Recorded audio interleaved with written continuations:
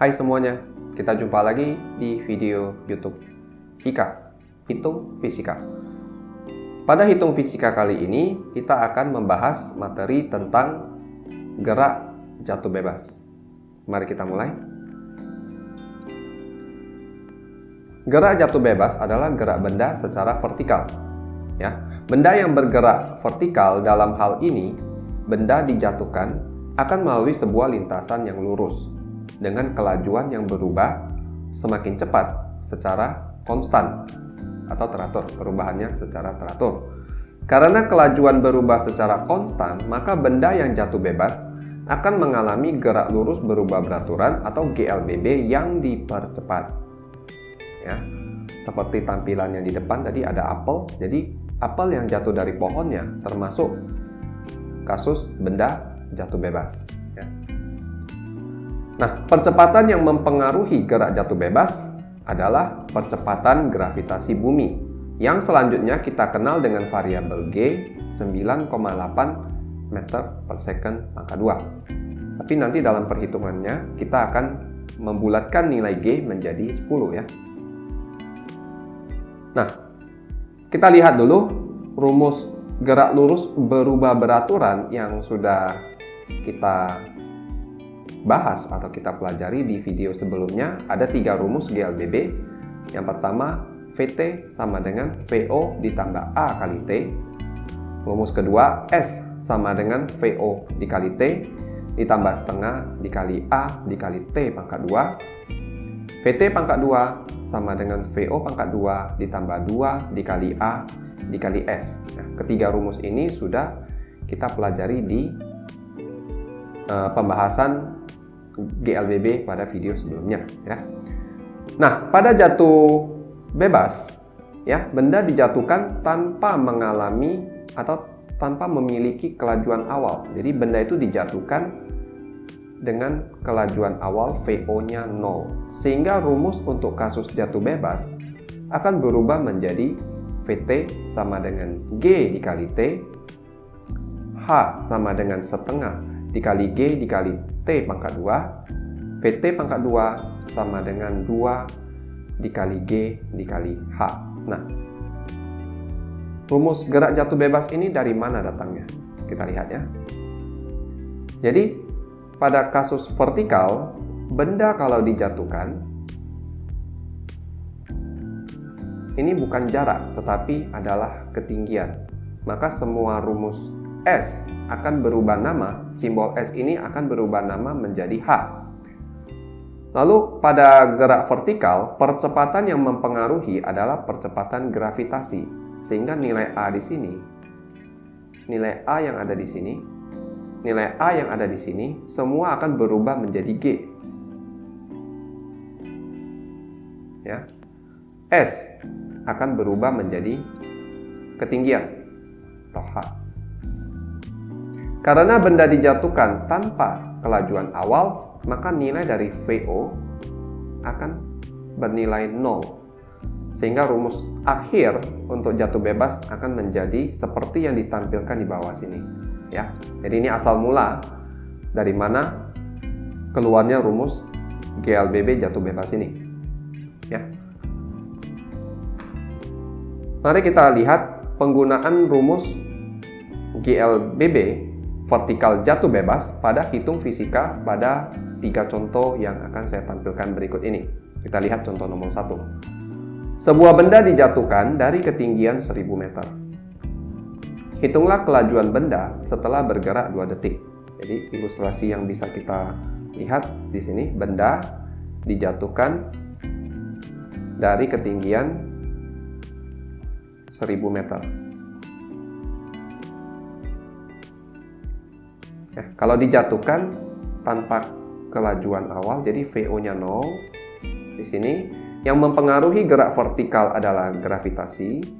Percepatan gravitasi kita bulatkan menjadi 10 M per S pangkat 2. Pertanyaan di nomor 1, hitunglah kelajuan benda setelah bergerak 2 detik. Jadi 2 detik benda tidak melaju sejauh 1000 meter ya. Jadi 1000 meter ini tidak ditempuh dalam 2 detik. Pertanyaannya adalah, saat dia telah bergerak 2 detik, berapa kelajuan benda? Kita pakai VT sama dengan G dikali T. Maka nilai VT adalah 10 dikali 2. Maka setelah bergerak 2 detik, kelajuan benda adalah 20 meter per second. Ya, begitu penjelasan untuk pengerjaan soal nomor 1. Kita lihat contoh yang kedua. Sebuah benda dijatuhkan dari ketinggian 1000 meter. Ini mirip dengan soal yang ada di nomor 1 tadi. Jadi sebuah benda dijatuhkan dari ketinggian 1000 meter.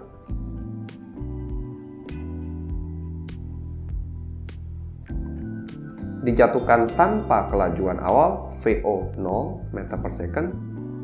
Yang mempengaruhi gerak vertikal adalah percepatan gravitasi bumi. Pertanyaannya, hitunglah jarak tempuh benda setelah 2 detik. Jadi jarak tempuh benda kita akan gunakan rumus yang kedua. H sama dengan setengah dikali G dikali T maka 2. H sama dengan setengah, gravitasi G-nya 10, percepatan gravitasi 10, T-nya setelah 2 detik. Kita pangkat 2 menjadi 4. Maka di sini H bernilai 20 meter. Nah, nilai H yang ada di rumus gerak jatuh bebas ini adalah H dari perjalanan benda. Ya, perjalanan benda. Jadi benda ini setelah bergerak 2 detik, dia telah menempuh, saya pakai warna lainnya, berarti dia telah menempuh lintasan sejauh 20 meter. Jadi dalam 2 detik dia telah menempuh lintasan sejauh 20 meter. Jadi jawaban untuk pertanyaan di nomor 2 yang pertama, hitunglah jarak tempuh benda setelah 2 detik, ini adalah 20 meter. Pertanyaan kedua dari soal nomor 2 ini, hitunglah ketinggian benda saat ini. Jadi benda tadi dijatuhkan dari ketinggian 1000 meter, setelah 2 detik dia telah menempuh jarak 20 meter. Maka ketinggian benda saat ini adalah tinggal 1000 meter dikurang 20 meter. Maka lintasan ketinggiannya sekarang setelah 2 detik adalah 980 meter. Ya, jadi di sini teman-teman bisa perhatiin rumus untuk gerak jatuh bebas vertikal. Ini nilai H-nya adalah lintasannya, bukan ketinggian benda. Ya, tidak selamanya lintasan itu adalah ketinggian. Jadi perlu kita hati-hati dengan pertanyaan di sini, ketinggian atau jarak tempuh benda. Oke? Kita lanjut dengan pertanyaan terakhir. Nomor 3, sebuah benda dijatuhkan dari ketinggian tertentu.